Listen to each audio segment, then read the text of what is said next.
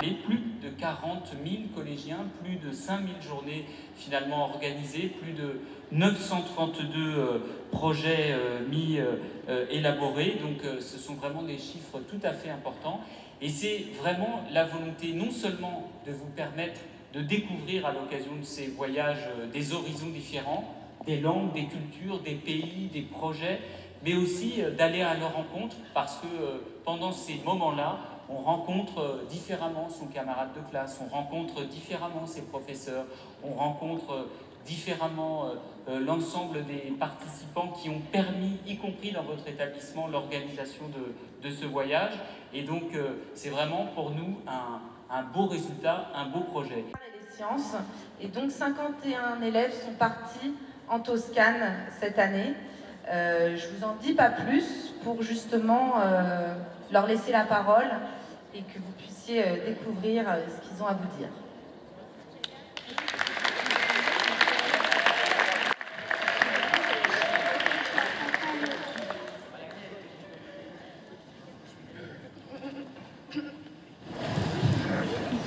Qu'est-ce qu'on s'ennuie, hein? Oh, regarde ce tableau. Il est bizarre, non? Ouais, t'as vu, on a vu tous ces personnages célèbres en cours. Tu pourrais nous les citer de tête? Bien sûr. Alors, là c'est Michel-Ange. Oui. Michelangelo. Galilée. Oui. Galileo Galilei. Filippo Brunelleschi. Excellent. Raphaël. Raffaello. Botticelli. Oui. Léonard de Vinci. Parfait. Leonardo da Vinci. Et Ariana Grande. Mais non, t'es bête. C'est Catherine de Sienne. Mais c'est nul, il manque Laurent de Médicis. Celle qui manque surtout, c'est Catherine de Médicis. Si je devais choisir, ce serait elle qui je m'incarnerais. Ils font quoi là, à ton avis? Aucune idée.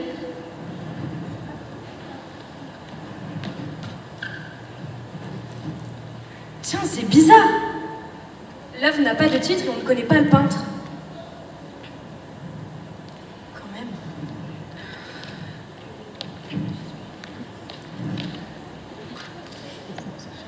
Oh, regarde la Madame Roseau, elle cherche quelque chose. À tous les coups, elle a perdu le programme, comme d'habitude. Et il a oublié ce qu'on doit faire ensuite. Et ben voilà ce qu'ils font, nos amis. Ils sont en train de faire le programme. On se fait un petit selfie? Ok. Vous l'avez entendu? Elle a dit qu'elle avait perdu le programme. Mais comment peut-on les aider?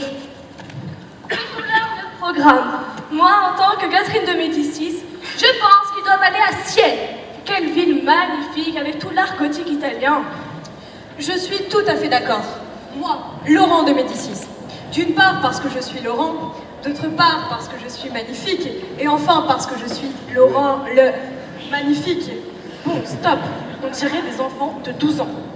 Vous allez me trouver une idée pour un beau et imposant programme.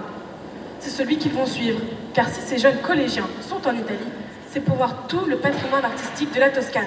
Mais oui, Galilée, on pourra prévoir une très agréable semaine aux enfants. On trouvera un moyen de les faire séjourner à l'hôtel Forestiera Valdese, un palais du XVIIe siècle au plein cœur de Firenze. Excusez du peu. Puis, ils se poseront dans un parc à proximité de leur chambre. Ils déjeuneront au Circolo Rondinella del Torino à Florence. Il y a l'association du Tifosi, du Calcio Storico, le foot historique du XVIIe siècle. Belle occasion de découvrir les pizzas margherita et les gnocchi al pesto. Le lendemain, ils iront à Sienne, à la Piazza del Campo. Ce sera l'occasion de faire un rallye sur cette place incurvée en forme de coquillage. Vous savez, c'est là où se passe le Palio, la célèbre course de chevaux. Et ils mangeront à Rolto dei Pecci sur une terrasse couverte, d'où ils pourront voir des pans, des ânes, des chèvres se promenant dans le parc. Un jardin médiéval authentique. Ils se promèneront tels des papillons, aux ailes colorées, dans les ruelles de magnifiques villes médiévales.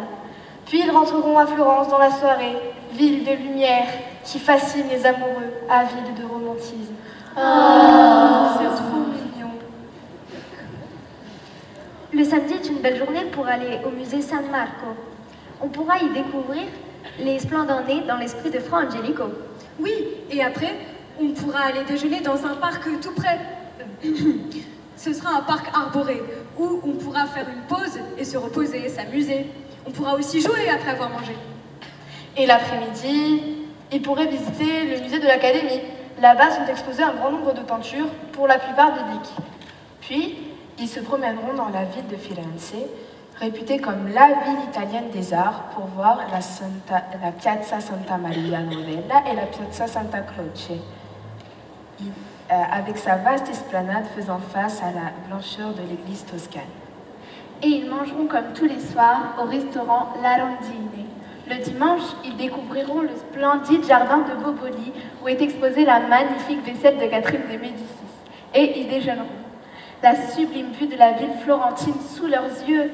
Et oui, ils verront ma coupole sur le Duomo, la cathédrale Santa Maria del Fiore et la Vénus de Botticelli que tous les touristes adorent avec ses 3 grâces qui s'empressent autour d'elle.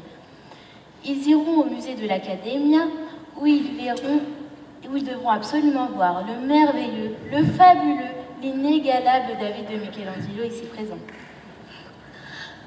Revenons au voyage. Ensuite, les Odoniens iront à l'église San Marco al Monte, avec son cimetière bien sûr. Et ils iront aussi sur la piazza di Michelangelo, où se trouve une réplique en bronze du David de Michel-Ange. Et comme tous les soirs, ils iront à la Rondine. Le lundi, ils iront dans le Val d'Arno à l'Opiale. Là-bas, des spécialistes leur expliqueront une économie solidaire. Ils iront voir un artiste chinois calligraphe et sculpteur de fer, puis ils visiteront l'université Sophia qui accueille des jeunes étudiants du monde entier. Puis ils reviendront tous les soirs à la Rondine pour dîner. Mais ce soir, le repas sera spécial car le dessert sera fraises et chantilly. Le lendemain, ils pourront découvrir la fameuse Torre di Pisa, la tour de Pise célèbre dans le monde entier. On pourra voir la fameuse place dei Miracoli, il Battistero et il Composato Monumentale. Puis, on ira manger dans la petite ville de Lucca, dont la piazza dell'Anfiteatro a été édifiée sur des arènes romaines. D'ailleurs, on pourra la voir lors d'une visite de cette même ville. Et ils s'en retourneront à Firenze, à la Rondine, tanto per cambiare. Parfait. Si on leur faisait une petite surprise pour leur dernière soirée de ce bellissimo viaggio. Mais oui, Galilée, quelle bonne idée! On pourrait leur montrer une seconde fois mon incroyable David. Non! Il faudrait une soirée plus détendue. Je sais, une fête, comme au Louvre, mais au goût du jour, une boum comme ils disent. Comme ça, ceux qui voudront danser danseront, et ceux qui ne veulent pas pourront s'étendre. Bonne idée, Catherine, pour une fois. Comment ça? Vous êtes ridicule. En plus, il ne me reste plus beaucoup de temps. Donc la surprise... On va faire un vote. Tous ceux qui sont pour la boum, lèvent la main. Eh bien, à l'unanimité, ce sera une boum pour les collégiens.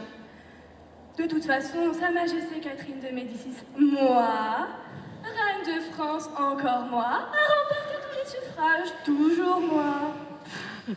Parfait. Si on leur faisait une petite surprise pour leur dernier jour de ce bellissimo voyaggio, non? Ah mais oui.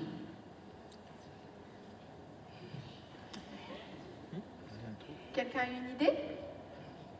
Eh bien, ils pourraient, avant de se rendre à l'aéroport, avoir un dernier temps libre florentin. Par exemple, ils pourraient se rendre sur il Ponte Vecchio. Oui, c'est une très bonne idée. Perfetto. Et pour si muove. Pourtant, elle bouge.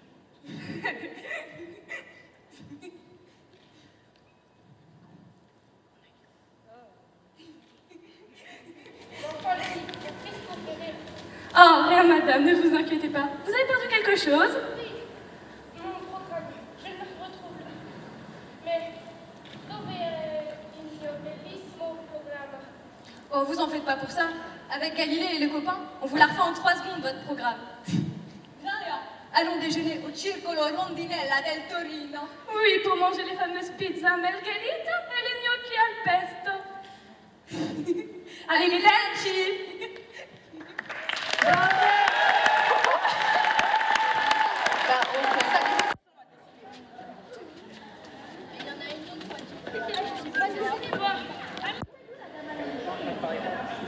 Venez par ici.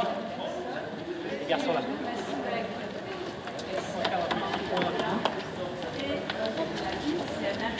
Donc là on est comme je vous l'ai dit plusieurs fois cette année, Moyen-Âge, c'est la période dans l'histoire que vous faites en classe de 5e. Parce qu'en 6e, on fait la période qui s'appelle l'Antiquité. Très bien. Bon. Vous êtes d'accord avec moi si je vous dis que l'Empire romain est très très grand, qui va de la Bretagne à la Gaule, à l'Espagne, jusqu'à la Syrie, à la Palestine, à l'Afrique du Nord. Vous vous rappelez l'Empire romain qui est très très grand. À la fin du IVe siècle, après Jésus-Christ, l'Empire romain est tellement grand que l'empereur tout seul ne peut pas vraiment gérer tout ce qui se passe dans tout l'Empire. Donc il y a une décision qui est prise, qui est toute simple. D'ailleurs, vous-même, vous pouvez peut-être la trouver. Si l'Empire est trop grand pour être géré par une seule personne, quelle peut être la solution pour que puisse gérer plus facilement les territoires? Oui? Ouais, on peut faire plusieurs parties. C'est exactement ce qui va être fait. L'Empire va être coupé en deux. On voit même pas ce qu'il y a dans le truc.